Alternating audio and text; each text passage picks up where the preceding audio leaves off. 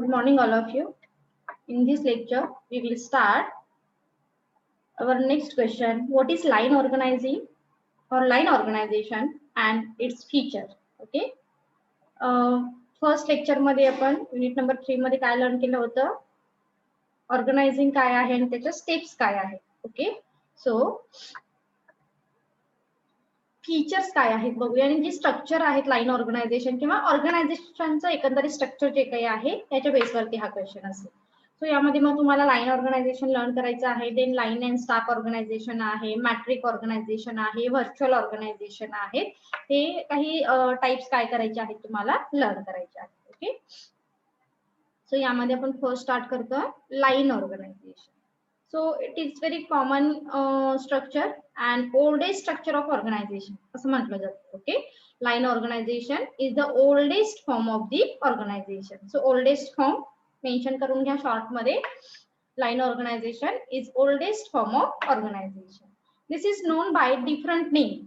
आता लाईन ऑर्गनायझेशनला आणखी काय म्हटलं जातं बरं, तर मिलिटरी ऑर्गनायझेशन म्हटलेलं आहे, व्हर्टिकल ऑर्गनायझेशन आहे, स्कॅलर आहे आणि डिपार्टमेंटल ऑर्गनायझेशन आहे. Okay, so line organization is also known as departmentation, then vertical, military organization, scalar organization, etc.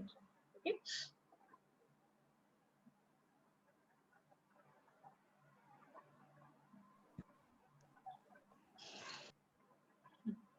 then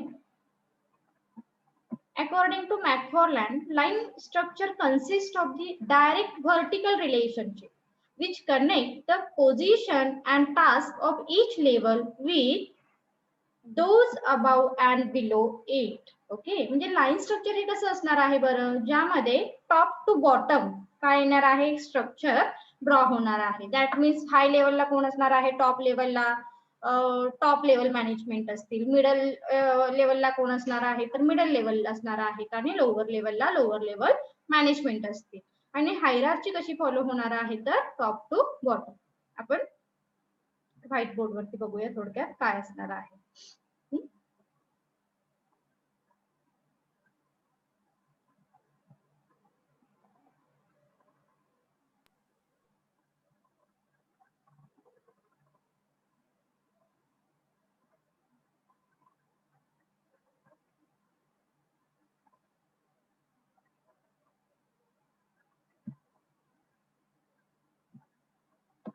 okay, so first असणार आहे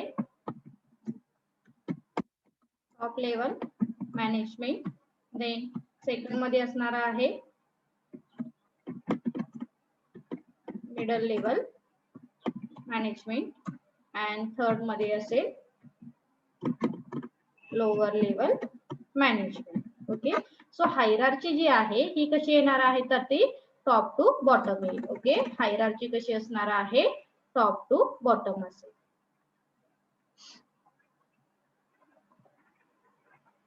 लक्षात आलं, म्हणजे टॉप लेवल काय करतील, रूल्स रेग्युलेशन पॉलिसी ह्या डिटरमाइन करतील. ओके, देन टॉप लेवलची हायरार्ची मिडल लेवल फॉलो करेल आणि मिडल लेवलची जी काही हायरार्ची आहे, ज्या काही ऑर्डर आहेत ह्या लोअर लेवल मॅनेजमेंट काय करतील तर फॉलो करतील.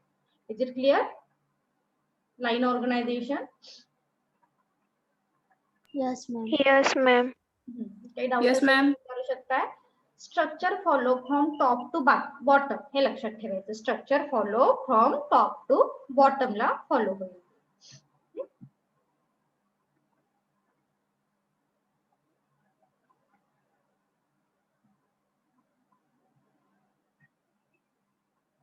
देन स्लाइड दिसते तुम्हाला चेंज झालेली. Yes, Yes, ma'am. ma'am. Okay, Yes, ma'am. हा पुढे जाऊया आपण आता.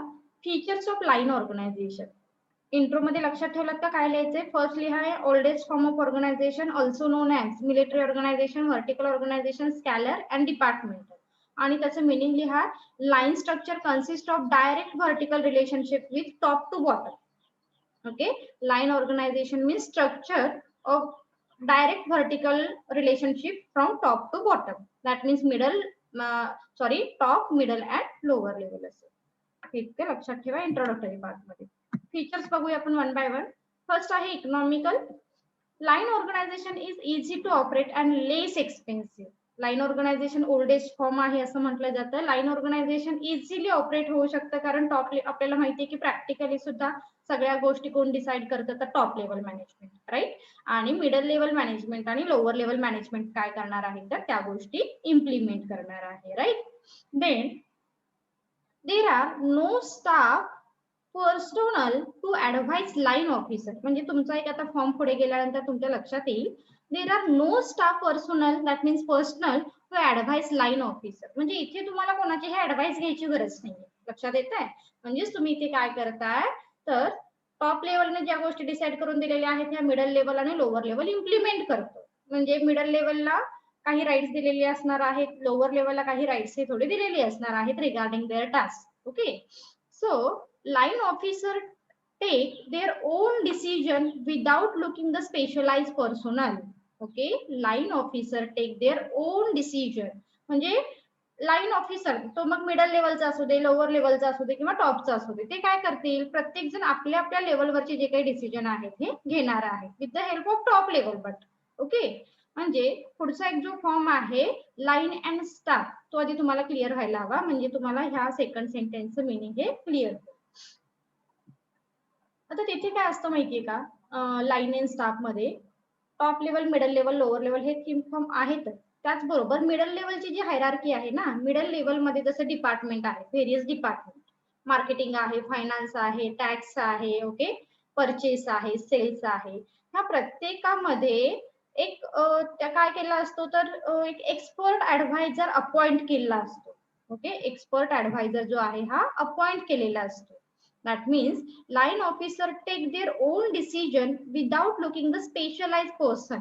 पण लाईन ऑर्गनायझेशन मध्ये कोणी स्पेशलाइज पर्सन नाहीये. जी काय हायरार्की आहे तेवढीच आहे, टॉप लेवल, मिडल लेवल आणि lower level.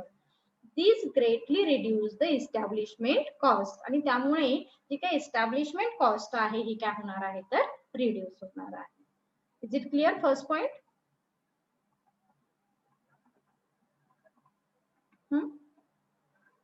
Is it clear?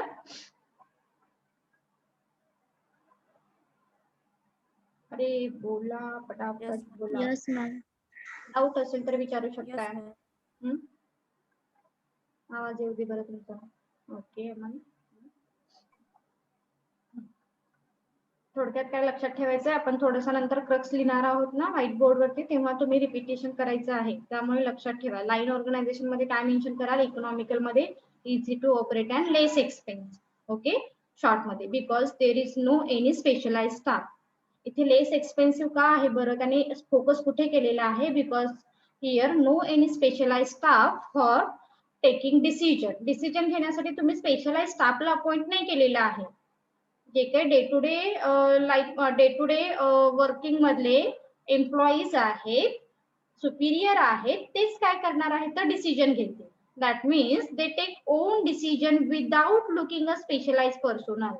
हे सेंटेन्स इथे महत्वाचं असेल, म्हणून इथे इकॉनॉमिकल मेथड आहे असं म्हटलं जातं. Okay, next, quick decision. Only one person is in charge of the department or division. Okay, only one person is the in charge or in charge of a department or division. म्हणजे for example, suppose एक department आहे, marketing department आहे, तर marketing department मध्ये तिथे head असणारा एकच person असतो. म्हणजे असं नाही की दोन हेड आहेत. ओके, हेड हे कसं असणार आहे, तर एकच असेल, आणि तो हेड जो कोण आहे हा डिसिजन घेईल. आणि स्टाफ आणि लाईन मध्ये काय असणार आहे, जो पुढचा फॉर्म येईल तो तुम्हाला क्लिअर करेल. स्टाफ मध्ये काय आहे, तर जरी मार्केटिंगचा एक हेड असेल तरी मार्केटिंग मध्ये सुद्धा स्पेशलाइज असणारा, ज्यामध्ये एक्सपर्ट असणारा पर्सन सुद्धा त्यांना तो गायडन्स डायरेक्टली काय करत असतो, तर प्रोव्हाइड करत असतो. म्हणजे लाईन अँड स्टाफ मध्ये 2 पर्सन हेड असतात आणि लाईन ऑर्गनायझेशन मध्ये फक्त एक इन्चार्ज ऑफिसर असणार आहे. Are you getting my point? काय सांगायचं आहे, ते क्विक डिसिजन कशामुळे पॉसिबल आहे. फॉर एक्झाम्पल, तुम्हाला सांगितलं की तुम्ही दोघांनी मिळून डिसिजन घ्या, तर थोडेसे काय होऊ शकतात, क्लॅशेस होऊ शकतात, कॉन्फ्लिक्ट होऊ शकतात. एक म्हणेल की हा आय एम राईट, दुसरा म्हणेल I am also right. Okay, so इथे काय होऊ शकतात, काही कॉन्फ्लिक्ट होऊ शकतात, काही क्लासेस होऊ शकतात आणि जर एखादा डिसिजन रॉंग झाला तर तो काय म्हणेल, हा माझ्यामुळे नाही झालेला, हा काय झालेला आहे स्टाफमुळे झालेला आहे किंवा स्पेशलाइज पर्सनमुळे झालेला आहे. तर हे जे काही लिमिटेशन आहेत, हे जे काही डिसएडव्हान्टेजेस आहेत, हे तुम्हाला लाईन अँड स्टाफ ऑर्गनायझेशन मध्ये बघायला मिळतात. बट फक्त जेव्हा तुम्ही लाईन ऑर्गनायझेशनला फॉलो करता तेव्हा काय असणार आहे, only one person are in charge in a particular department or division, right. He has to take a various decision by himself, आणि तो काय करेल, स्वतःचे डिसिजन हा स्वतः घेईल. That means there are no staff personal for consultation, म्हणजे त्याला कन्सल्ट करण्यासाठी कोणताही स्पेशल स्टाफ इथे अपॉइंट केलेला नाहीये. दॅट मीन्स इनचार्ज ऑफिसर जो काही आहे, हेड ऑफिसर जो आहे, they will take decision regarding their activity. Okay, जे काही त्याचं ऑपरेशन आहे, जे काही ऍक्टिव्हिटी आहे त्याच्याशी रिलेटेड तो डिसिजन हा घेईल. This enable a manager to take prompt decision. Prompt कधी होणार आहेत, म्हणजे मला परमिशन घ्यायची गरज आहे का, नाही. That means we can take easily decision. आपण काय करू शकतो, क्विक डिसिजन ही घेऊ शकतो. सो काय मेन्शन कराल, फर्स्ट सेंटेन्स येईल, only one person is in charge of the different of department or division. Only one person in charge, in charge असं नका, इन चार्ज एकच वर्डिंग आहे, हे लक्षात ठेवा. Only one person is in charge of a department. He has to take various decision by himself. There are no staff personnel for consultation. कोणताही इथे specialise staff नाहीये for consultation. Is it clear? Point number first, point number 2. Yes, ma'am. Yes, ma'am. Yes, ma'am. Yes, ma'am. Then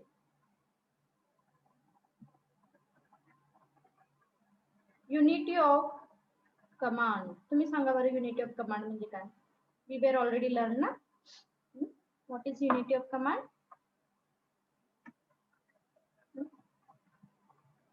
कोण सांगेल? Read करून तरी सांगा. इसमें एक पर्सन बाकी जो बॉस होता है वो बाकी सभी को ऑर्डर्स देता है. हा महक आवाज नाही येते यार, आवाज स्लो आहे. जर मोठ्याने लावली. यूनिटी ऑफ कमांड में बॉस होता है वो बाकी एम्प्लॉयज को कमांड देकर काम करवाता है. एक मिनिट. At a time. काय सांगितलेलं आहे ते बघूया आपण. In the line organization every person is under the command of only one boss, right. म्हणजे युनिटी ऑफ कमांड मध्ये आपण काय बरं लर्न केलं होतं, that means subordinate receive order only boss at a one time. एका वेळी तो खूप साऱ्या लोकांची ऑर्डर फॉलो करणार आहे का? हो, नाही.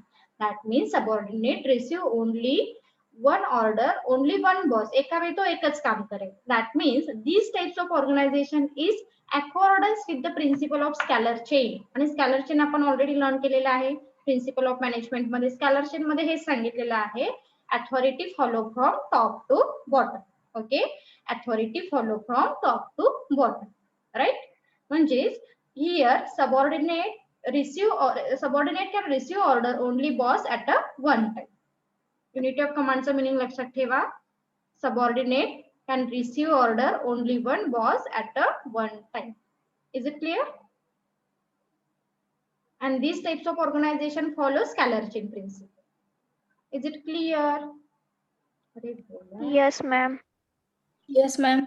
Okay. Yes, unity of ma'am. command means one boss. Okay. Good, Mehak. Then next point, effective control and supervision. Effective control and supervision. The number of subordinates is limited under line organization. Okay, the number of subordinate is limited under line organization. The superior can exercise effective control and supervision over the person under him. म्हणजे जसे की आपण unity of command मध्ये बघितलं, एका हेडच्या under म्हणजे suppose एखादा subordinate आहे, हा जो रिपोर्टिंग करणार आहे तो खूप सारे बॉसेसच्या अंडर नाही करणार आहे. ओके, आणि सुपिरियर जो आहे, जो मॅनेजर आहे, they can easily control his subordinate. Okay, their subordinate, जो त्याच्या सबऑर्डिनेट वरती इझिली कंट्रोल करू शकते, right. there is a direct link between superior and subordinate. It's very important thing. लक्षात ठेवा. There is direct link between superior and subordinate. इथे काय आहे त्यांचं direct relation हे असेल. These also help in having better control because the subordinate will be under constantly watch. म्हणजे superior काय करेल? Constant watch करेल त्याच्यावरती, constant monitor करेल. म्हणजे कंट्रोलिंग हे कसं आहे तर इझिली आहे. सपोज आपण कंट्रोलिंगच नाही केलं तर आपल्याला इफेक्टिव्ह रिझल्ट मिळतील का? नाही. ओके, म्हणजेच इथे काय आहे? Effective control and supervision is possible under line organization because it is the direct relationship between middle level and lower level management, also top to lower. Okay, इथे काय असणार आहे? डायरेक्ट रिलेशन असणार आहे. They can easily control their subordinate. ते काय करतील? त्यांच्या सबऑर्डिनेट वरती डायरेक्टली कंट्रोलिंग करू शकते. Is it clear? Yes, ma'am. काय क्रक्स लिहायचंय लक्षात ठेवा, आपण नंतर रिवाइज Yes, ma'am.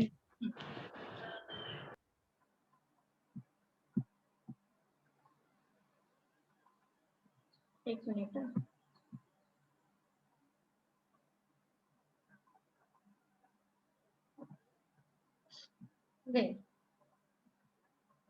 एक साथ आहेत ना, रिवाइज करू आधी आपण आणि मग क्रक्स लिहू.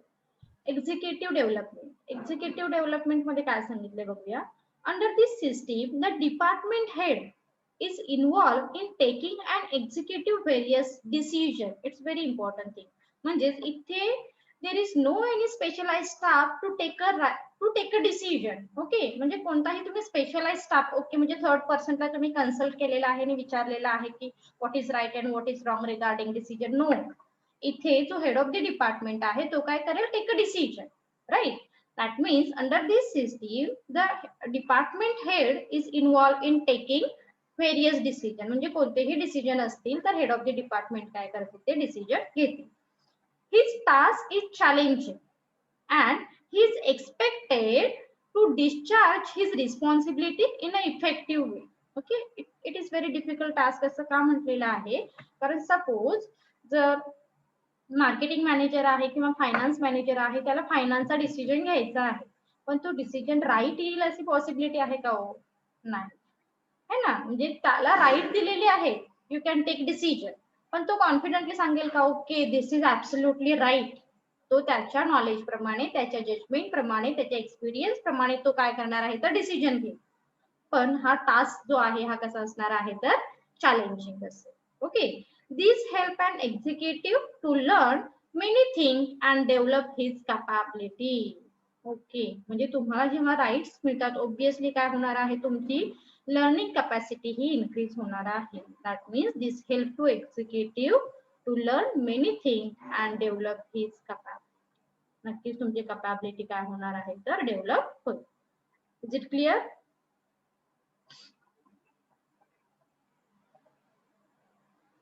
Is it clear? अरे बोलो ना. Yes, ma'am. Yes, ma'am. हाँ, आप शर्माती बहुत हो ना.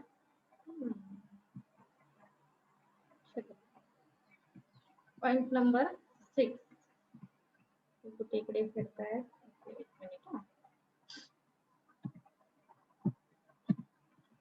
Flexibility. It's also very important features of line organization. Since the manager has to take all important decisions, he can make change if new situation wants. He need no waste of time in getting the instruction from above. He can take a decision according to the requirement of the situation, right? म्हणजे as per the situation, manager can change the decision process. तो decision काय करेल? Change करू शकेल. as well as sometimes he take advice. म्हणजे असं त्याला compulsion नाही ना केलेलं की you can take decision regarding all thing.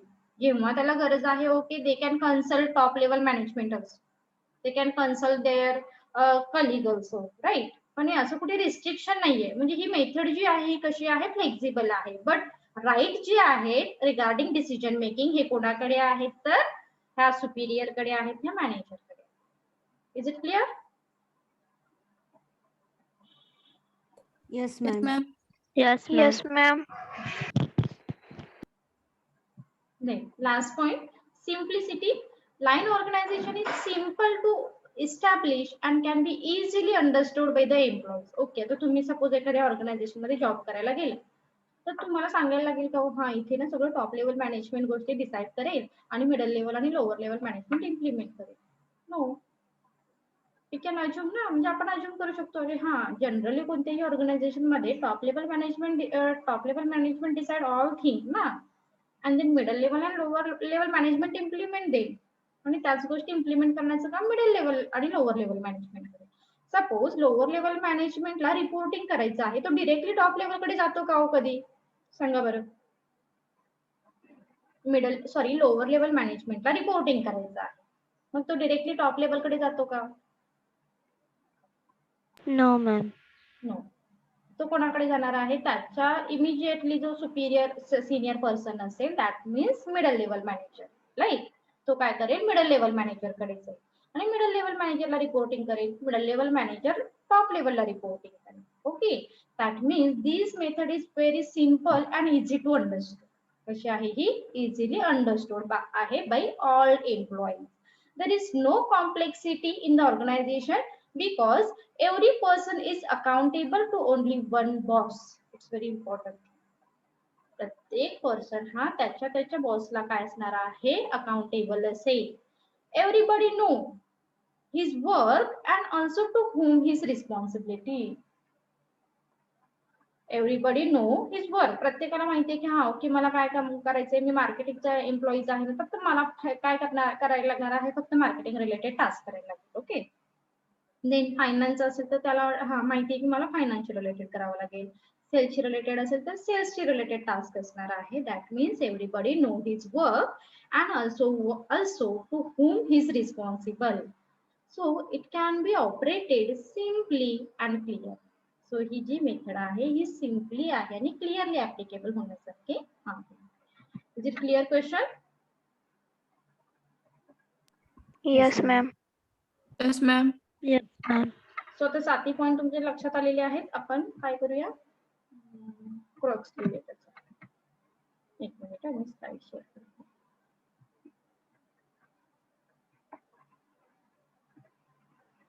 Point लक्षात आहेत का? हा, फीचर्स ऑफ मॅनेजमेंट.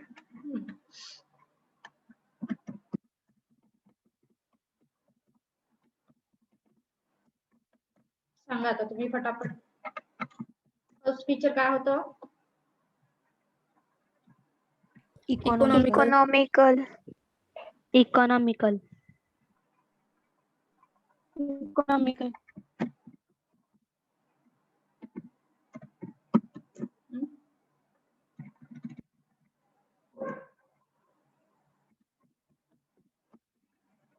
मध्ये आपण काय लक्षात ठेवलं होतं? Easy to operate and economical less expensive. Less expensive. Okay, Easy to operate.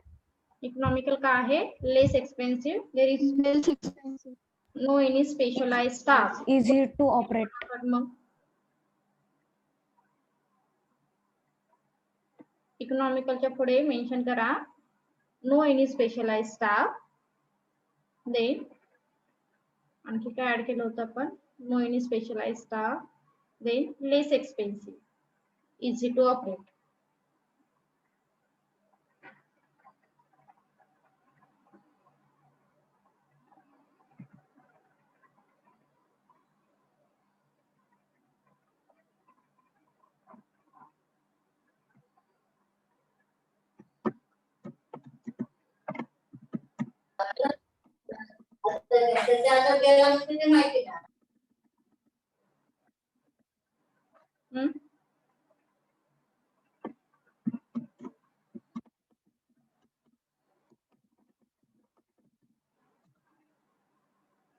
Then point number 2.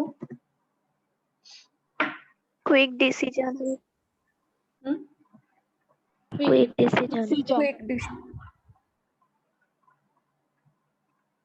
Quick decision. Same घेऊ शकता तुम्ही, no any specialised staff. Then line manager can take any decision. Line manager take any decision. No any specialized staff.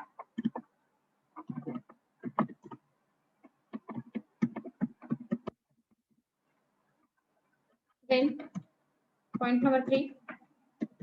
Unity of command.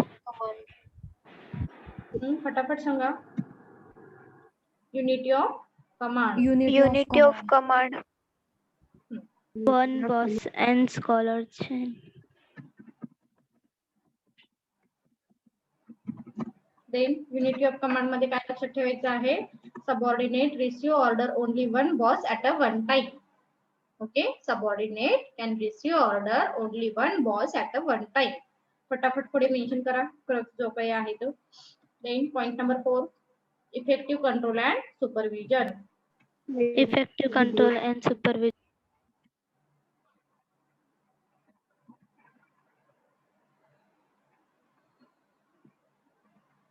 Subordinate is limited. Then point number 4, effective control and supervision. Okay, effective control and supervision मध्ये काय सांगितलं होतं? Effective control The and number of subordinates is limited. is limited under line organization. The superior can exercise effective control and supervision over the person under him. It is the direct link between superior and subordinate. हे महत्वाचं आहे. इथे काय crux लिहाल? There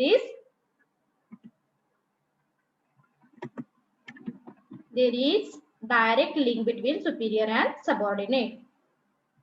फटाफट crux mention करा. There is direct link between superior and subordinate. That is why superior can easily monitor their subordinate. Superior काय करू शकतो? त्याच्या अंडर असणाऱ्या सबऑर्डिनेट वरती इझिली मॉनिटर करू शकतो. As the result, effective control and supervision. Effective control and supervision. Then point number 5.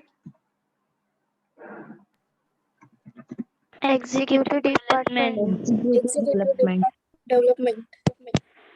Execute development. Execute development मध्ये काय सांगितलेलं आहे?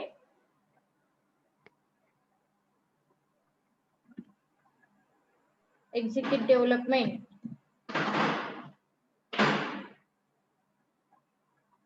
Department takes head various is involved in taking an executive various decision. Okay. Under this system, the departmental head is involved in taking an executive various decision. Okay. And this is very challenging job. असे म्हणू शकता तुम्ही. This is very challenging job. Departmental head is involved in taking an executive various decision. Okay. Then आणखी काय लक्षात ठेवायचं यामध्ये? This help an executive to learn many things. Executive learn many things.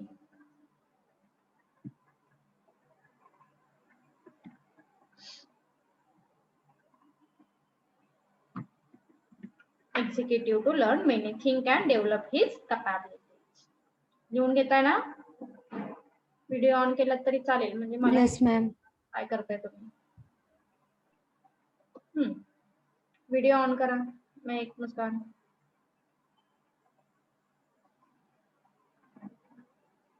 Vaibhavi, Mihir, Nupur, Neha. Same टाइमला लिहून घ्या. Then point number 6. Point number 6, flexibility. Flexibility मध्ये काय सांगितलेलं आहे? एक मिनिट. हा, very good.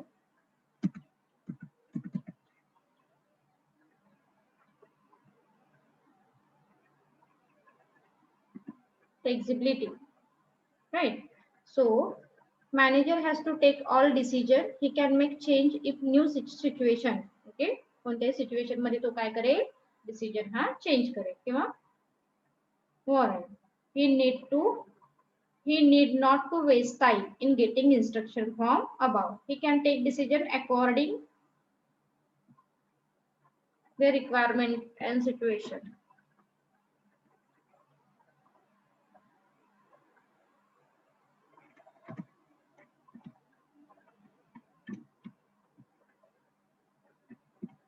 he can take, that means manager म्हणा, manager can take decision according to their requirement and situation. आणखी तुम्हाला जर काही ऍड करायचं असेल तर करू शकता. they can consult also top level management, पण ते कंपल्शन नाहीये, ऍज पर देअर रिक्वायरमेंट, तो त्याच्या रिक्वायरमेंट नुसार कन्सल्ट करेल. And last point simplicity.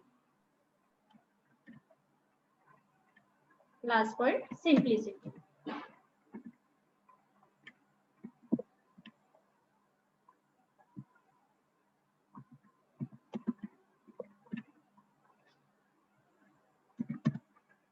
Simplicity मध्ये काय आहे, सिंपल का आहे, line organisation is simple to establish and can easily understood by all employees. ही मेथड जी आहे ही प्रत्येक एम्प्लॉईजला कशी आहे, इझिली अंडरस्टूड आहे.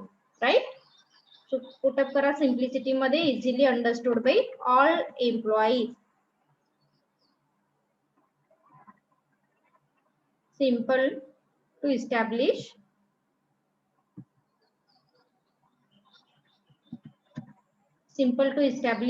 and can be easily understood.